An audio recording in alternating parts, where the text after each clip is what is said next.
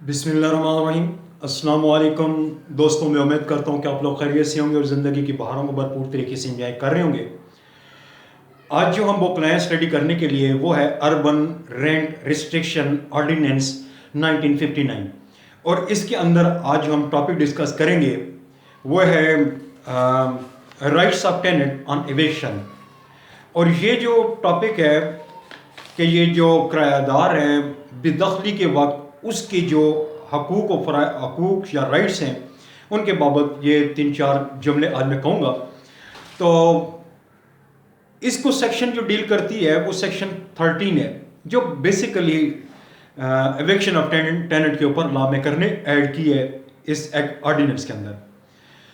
और टॉपिक पर आने से पहले मैं आप लोगों से गुजारिश करता चलूँ, ये जो मेरा चैनल है प्लेट फॉर जस्टिस, काइंडली आप इसको सब्सक्राइब कर दें, इससे मेरी हौसला अफजाई होती है। तो दोस्तों आते हैं टॉपिक के ऊपर। अब इसको जो सेक्शन डील करती है वो सेक्शन 13 उसकी सब क्लास 5 से लेकर 8 तक, ये 3 सेक्शन है। तो आज अभी स्टेप बाय स्टेप इनको स्टडी करते हैं। अब सब क्लास 5 जो है सेक्शन 13 की, इसमें यह कहा गया है कि अगर कोई लैंडलॉर्ड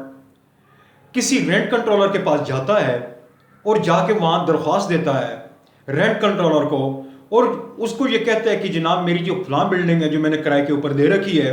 उसके अंदर ये जो किरायादार बैठा हुआ है या जो टेनेंट बैठा हुआ है कि जनाब इसको आप हुक्म सादर करें कि ये मेरी बिल्डिंग जो है उसको खाली कर दे, उसका पोजीशन मेरे हवाले कर दें ताकि इस इमारत को मैं डिमॉलिश करके असर नो तामीर कर सकूं। तो फिर वो जो रेंट कंट्रोलर है वो टेनेंट को बुलाता है अपनी अदालत के अंदर और उसके बाद अगर वो मुनासिब समझता है तो वो लैंडलॉर्ड को वो उसका दे देगा, हुक्म सादर कर देगा और वो टेनेंट को डायरेक्शन देगा कि इसकी इमारत को आप खाली करो, ये डिमॉलिश करके नहीं बनाना चाहता है। और जब वो लैंडलॉर्ड जो है वो अदालत से उसने वो ले लिया, ऑर्डर भी ले लिया एविक्शन का, एविक्शन ऑफ टेनेंट का, और उसने टेनेंट ने वो कब्जा भी दे दिया बिल्डिंग का, लेकिन वो जो लैंडलॉर्ड है वो जिस दिन उसने कब्जा किया उसके बाद 4 महीने तक उस बिल्डिंग को डिमॉलिश नहीं करता।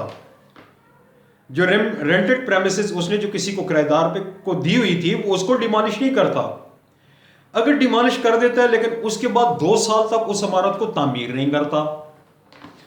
तो ऐसी सूरत के अंदर जो टेनेंट है उसका ये राइट है कि वो रेंट कंट्रोलर से रजू करके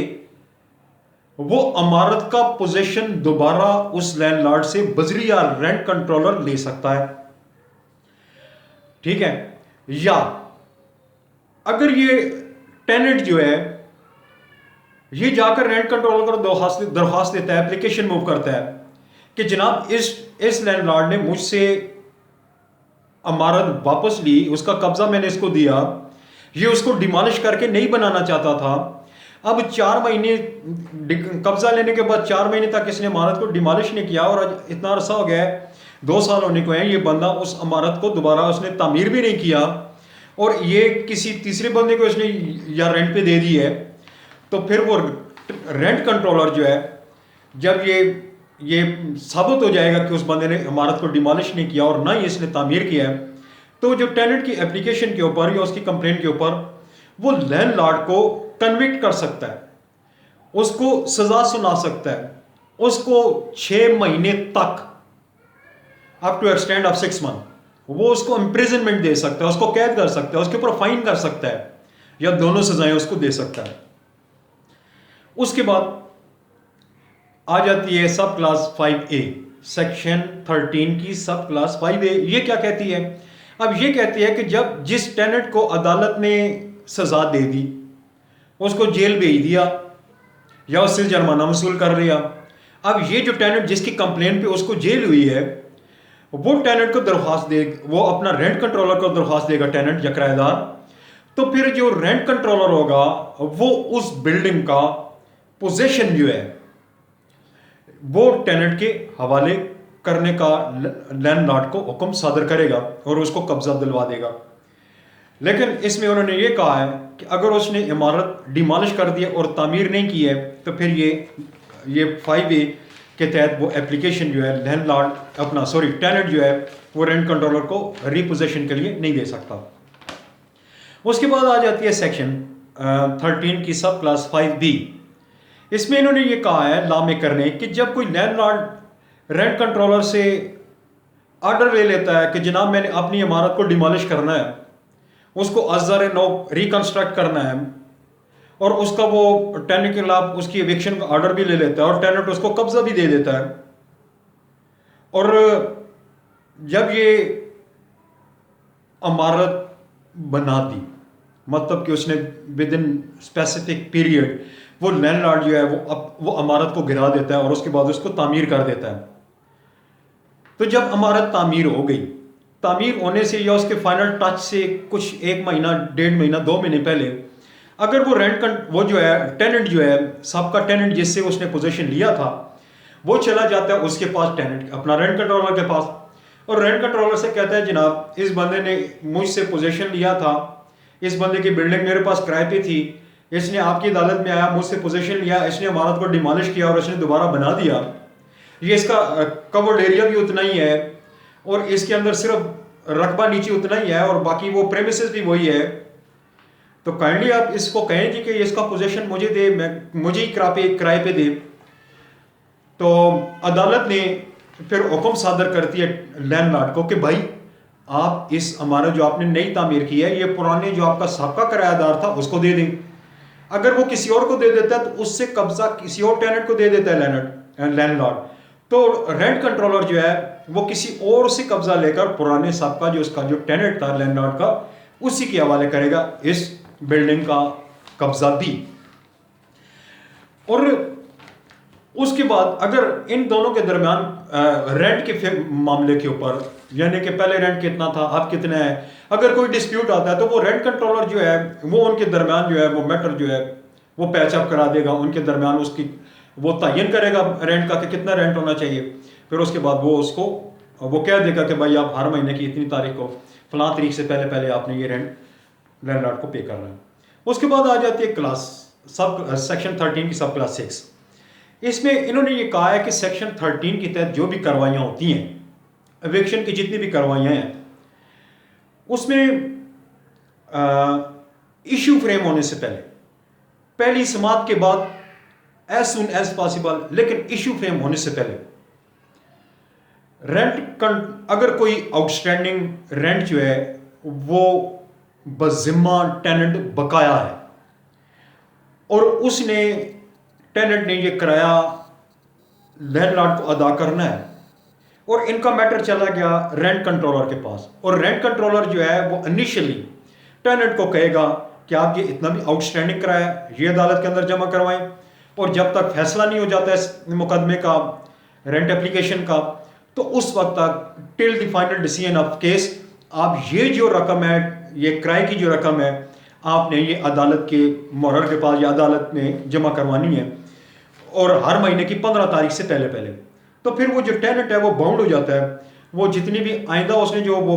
रकम देनी है किराए की वो अदालत के अंदर जमा करवाएगा और सबका किराया जो है वो अदालत के अंदर जमा करवाएगा, और जब तक फैसला नहीं हो जाता वो अदालत के अंदर का वो बकाया रकम जो है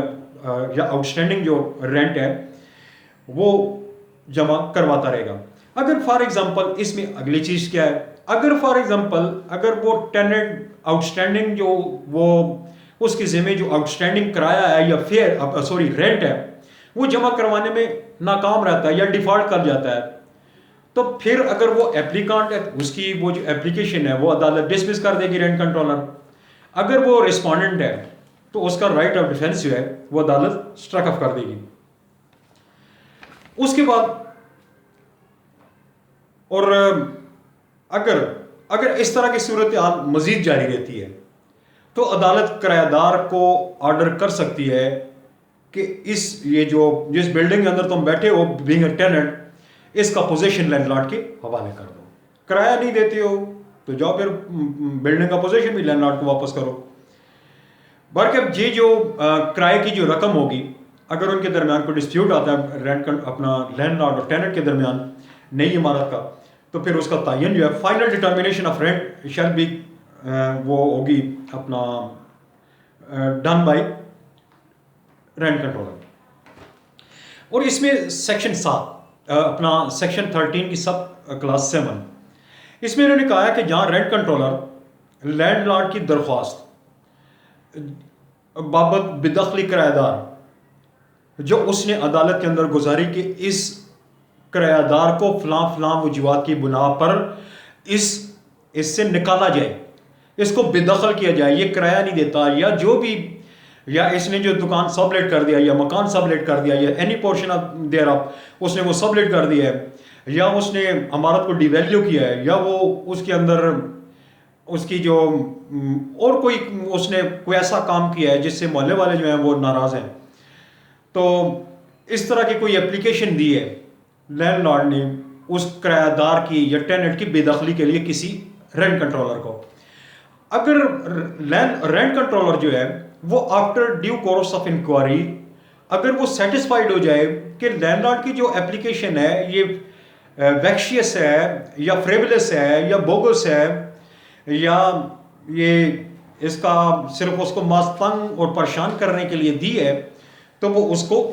खारिज कर देगा और उस लैंडलॉर्ड के ऊपर फिर रेंट कंट्रोलर जुर्माना आयद करेगा। कितना जुर्माना आयद करेगा? एटलीस्ट 10 महीनों के बराबर। अब मतलब कि 1 महीने का जो किराया है उसको मल्टीप्लाई 10 करें, उसके ऊपर उतना फाइन होगा, मतलब 10 महीनों का किराया लैंडलॉर्ड के ऊपर फाइन होगा। और वो अगर वो किराए की रकम जो है वो लैंडलॉर्ड वो अदालत के अंदर जमा नहीं करवाता तो फिर उसके वो उस किराए से डिडक्ट किया जा सकता है। और इसकी सेक्शन 13 की सब क्लास 8 कहती है कि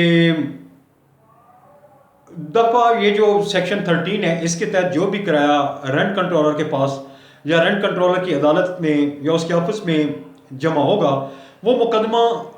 ख़त्म होने के बाद वो यकमुश्त भी ले सकता है, वो दौरान इसमात 2-3-4 महीने जब गुजरेंगे वो इकट्ठे भी 2-4 महीनों का इकट्ठा भी ले सकता है, और वो मंथ टू मंथ भी वो अदालत से दरख्वास्त देकर ले सकता है, मतलब कि ये लैंडलॉर्ड जो है वसूल कर सकता है। तो ये थे राइट्स टेनेंट के एविक्शन के मामले के ऊपर। तो टेनेंट जो है अपने राइट जो है वो इस तरह प्रोटेक्ट कर सकता है जैसे मैंने आपको अभी इस वीडियो के अंदर बताया। तो दोस्तों मैं समझता हूँ मेरी आज की वीडियो आपको समझ भी आ गई होगी, मेरा आज का लेक्चर आपको समझ भी आ गया होगा और पसंद भी आया होगा। अगर आपका कोई क्वेश्चन है कोई क्वेरी है आप मुझे पूछ सकते हैं, कॉल भी कर सकते हैं। और मुझे नई वीडियो के आने तक मैं आप लोगों से इजाज़त चाहूँगा। इजाज़त दीजिए। अल्लाह हाफिज़ and wish you good luck.